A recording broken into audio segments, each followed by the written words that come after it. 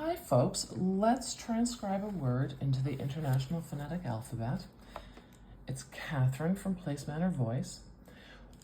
I asked for a random word from a random word generator today. Today the word is hustle. Hustle. H-U-S-T-L-E. Maybe you could say on the basketball court, oh, he showed a lot of hustle today. He really ran hard. Or someone who's really into building his business is networking a lot and giving out business cards. You could say he shows a lot of hustle. Hustle. Let's open our brackets. We'll put the slash on the left-hand side here, and that shows that we're no longer writing English. We're writing in the IPA. We're writing in the International Phonetic Alphabet. And each of the symbols that come after this slash is not a meaningful letter of the alphabet, but rather a speech sound. So let's look at hustle. Hustle. In English, that H is pronounced at the beginning of words, so we put that H there. Same symbol in the IPA. Hustle. Hustle. Okay, for this vowel here, we need the sound.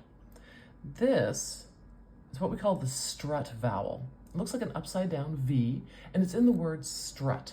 A lot of languages don't have this vowel, and non-native English speakers who are speaking North American English will want to use a lower vowel.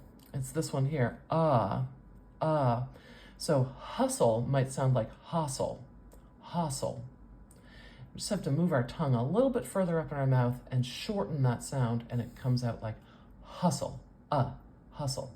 It's the same sound that's in, well, strut. It's in guts.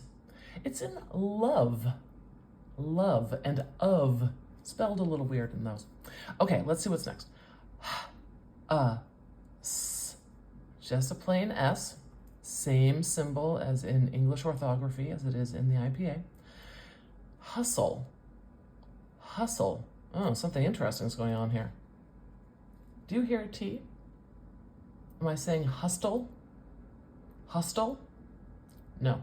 We have a silent letter in hustle. So because there's no speech sound for this sound, it's not going to go on this line because we only put speech sounds on this line.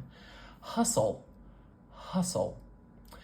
Okay, something interesting is going on between the S and the L, because even though it doesn't look like there's a vowel between there, I'm going to put this little schwa between the S and the L at the end here. Hustle. Hustle. We know we have two syllables because we have two vowel sounds. We have the and the We call this vowel the schwa. It's kind of special. Okay, we have two syllables. The stress is going to be on one of these two syllables. Hustle. Hustle. I hear the stress at the beginning here. And we know that the stress is at the beginning. I'm going to put the little marker right before the H. That's how we show that the stress is on this first syllable. We know that the stress is going to be there because this schwa, this vowel sound here, never has the stress. There's sometimes it has the stress, but when we're transcribing like this, it's never going to carry the stress. It's too weak, it's too short, it's too featureless. Hustle. Hustle. Now, there's something we can do, a little bonus extra thing with this, because really we can make this a little more precise. And what I'm going to do for this is put it in square brackets. Now, square brackets is really getting into some fine transcription, and this is really indicating truly how people say this word. Not just the speech sounds all lined up in a row, but some interesting little features come up with narrow transcription. And for narrow transcription, we use square brackets. So the stress is going to be at the same place. The h and the and the s are the same. Hustle. We have an option for this combination here. There's something called a syllabic consonant.